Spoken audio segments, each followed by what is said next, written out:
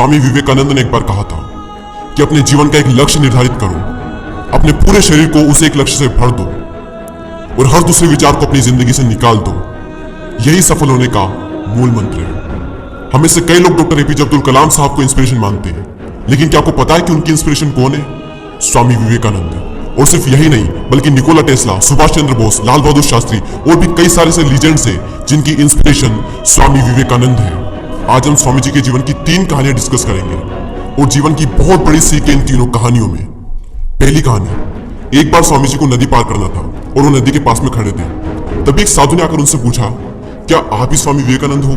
स्वामी जी ने जवाब दिया कि जी हाँ, मैं ही स्वामी विवेकानंद हूँ। तभी साधु ने पूछा कि स्वामी जी आप यहाँ पर क्या कर रहे हो? स्वामी जी ने कहा कि मुझे नदी पार करना है और मैं नाव का इंतजार कर रहा हूँ। तभी साधु ने कहा कि तुम इतने बड़े इंसान हो, कई सारे लोग तुम्हें अपनी प्रेरणा का स्रोत मानते हैं और तुम एक नदी पार नहीं कर सकते।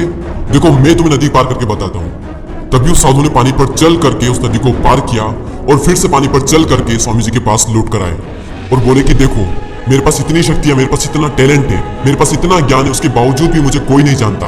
और तुम्हारे पास कोई ज्ञान नहीं, कोई शक्तियां नहीं, उसके बावजूद भी तुम्हें सब जानते हैं। तभी स्वामी जी मुस्कुराए और साधु से पूछा कि तुम्हें यह विद्या सीखने में कितना टाइम लगा?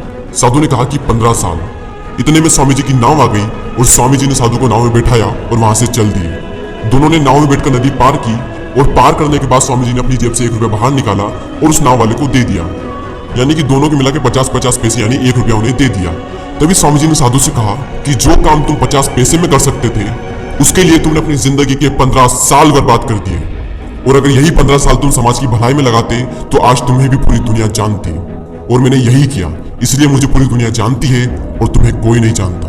और स्वामी जी ने साधु से कहा कि तुम्हारी तरह कई सारे लोग ऐसी चीजों में अपने दिन, हफ्ते, महीने, साल लगा देते हैं जिनका उनकी जिंदगी में कोई मतलब नहीं निकलता। इसलिए अपने टाइम को ऐसी जगह पर लगाओ जहां पर उसका एक्चुअल में कोई सेंस निकले, क्योंकि टाइम से बढ़कर इस दुनिया में कोई भी इंपॉर्टेंट चीज नहीं है।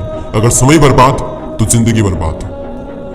दूसरी कहानी, एक बार स्वामी जी एक ब्रिज पर चल रहे थे। तभी वहां पर कुछ बंदर उनके पीछे पड़ जाते हैं। कोई बंदर उन पर लपक रहा, कोई उनका प्रसाद छीनने की कोशिश कर रहा और स्वामी जी उन बंदरों से पीछे छुड़ाने के लिए वहां से भागने लगे। स्वामी जी भागे जा रहे थे और वो बंदर भी उनके पीछे पीछे भागने लगे। तभी एक आदमी ने स्वामी जी से कहा कि तुम डरो मत, इनका सामना करो, तुम जितना ज्यादा इनसे डरोगे ये तुम्हें उतना ही ज्यादा डराएंगे। तभी स्वामी जी पीछे मुड़ते हैं और आंखें निकाल कर उन बंदरों पर जोर से चीखते हैं और तभी सारे बंदर वहां से दुम दबाकर भाग जाते हैं। और उन्हीं बंदरों की तरह होते हैं हमारे नेगेटिव थॉट्स जिनसे हम डरते हैं, और जितना ज्यादा हम इनसे डरेंगे ये हमें उतना ही ज्यादा डराएंगे। इसलिए नेगेटिव थॉट्स और डर से डरो मत, बल्कि उनका सामना करो। इनसे तुम जितना ज्यादा डरोगे ये तुम्हें उतना ही ज्यादा डराएंगे। और अगर तुम इनका सामना करते हो तो नेगेटिव थॉट्स और डर भी एक दिन तुमसे डर जाएगा। तीसरी कहानी, एक बार स्वामी जी उनके गुरु श्री रामकृष्ण परमहंस के साथ कहीं जा रहे थे। तभी रास्ते में उन्हें एक आदमी मिला जो पत्थर पर कुछ बना रहा था। तभी रामकृष्ण परमहंस जी ने पूछा कि तुम इस पर क्या बना रहे हो? तभी उस व्यक्ति ने जवाब दिया कि मैं एक राजा की मूर्ति बना रहा हूँ। रामकृष्ण जी ने पूछा कि क्या उस राजा की तुम्हारे पास में कोई तस्वीर है? तभी उस मूर्तिकार ने कहा कि नहीं, मेरे पास उनकी कोई तस्वीर नहीं है। तभी रामकृष्ण जी बोले कि अगर तुम्हारे पास उनकी कोई तस्वीर नहीं है तो फिर तुम उनकी मूर्ति कैसे बना सकते हो? तभी उस मूर्तिकार ने जवाब दिया कि भले ही मेरे पास उनकी कोई तस्वीर नहीं है, लेकिन मेरे दिमाग में उनकी स्पष्ट तस्वीर छपी हुई है। और कुछ ही देर बाद उस मूर्तिकार ने राजा की सुंदर मूर्ति बनाई भी। और स्वामी जी ये सारा दृश्य अपनी आंखों से साफ देख रहे थे। और तभी उन्हें अपने कुछ सवालों का जवाब मिल गया कि अगर कोई भी इंसान अपनी जिंदगी में कुछ भी पाना चाहता है तो उस मुकाम की या फिर उस चीज की तस्वीर उसके माइंड में एकदम क्लियर होना चाहिए। तो दोस्तों उम्मीद करता हूँ कि आपको ये तीनों कहानियां पसंद आई होगी। इसी तरह के और भी वीडियोस को देखने के लिए सब्सक्राइब करके बेल आइकन को प्रेस करें। मैं मिलता हूँ आपसे अगली वीडियो में।